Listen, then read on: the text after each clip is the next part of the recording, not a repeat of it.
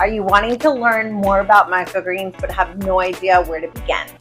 On this channel, we not only share how to grow microgreens, but what the nutritional benefits are and how to use them in your favorite recipes.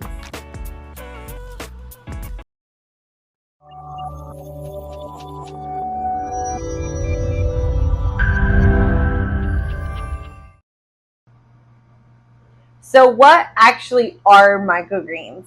We get that question all the time at our farmers markets. Sometimes people walk by our booth and just think that they're plants. Well, let me tell you, they're not just plants.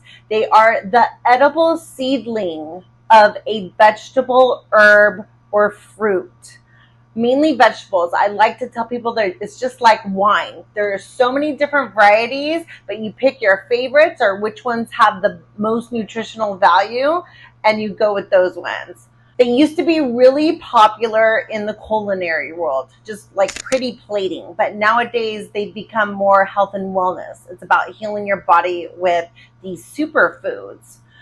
They are up to 40 times the amount of nutrients compared to their adult counterparts. And when I say that, I mean, for example, like broccoli. Broccoli microgreens, it's the very first true leaf that you will see sprout.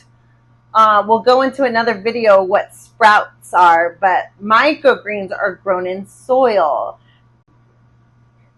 Microgreens are packed with nutrients, vitamins, and minerals, even sulforaphane, which is known to reduce cancer cells, shrink tumors, and any other autoimmune diseases that you may come across in your lifetime. You harvest microgreens at this very true sweet spot. So it's anywhere from 7 days up to maybe 18 days. There's this perfect window for the microgreens to be harvested and eaten. You can put them, once they're cut, you can put them in your refrigerator and they last another week or two. So you can extend the shelf life of your greens.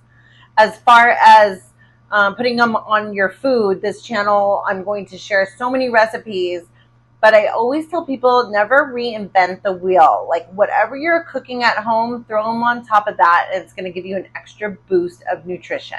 So no one would actually eat 8 servings of vegetables in one meal, but you can get that amount of nutrients by using microgreens in addition to your meal.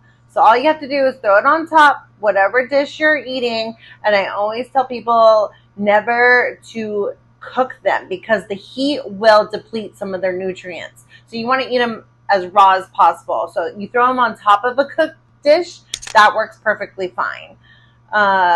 They also add such a boost of flavor to whatever it is that you're eating. For example, cilantro microgreens. If you take one little spring and you pop it in your mouth, it's going to taste like you just ate a whole bunch of cilantro, which is pretty dang amazing. They're also resilient against the food supply crisis. Obviously, with the state of the world as it is today, we have to get more creative in growing local. We're going to decentralize the food system and not source out because we don't know how long vegetables have been sitting on a truck going across the country, what they're sprayed with as far as chemicals or preservatives.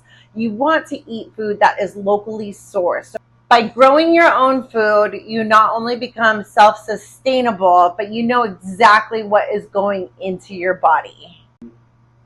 So I hope that sums up to you what a microgreen is. Of course, we're going to go deep diving even more into microgreens in the next videos.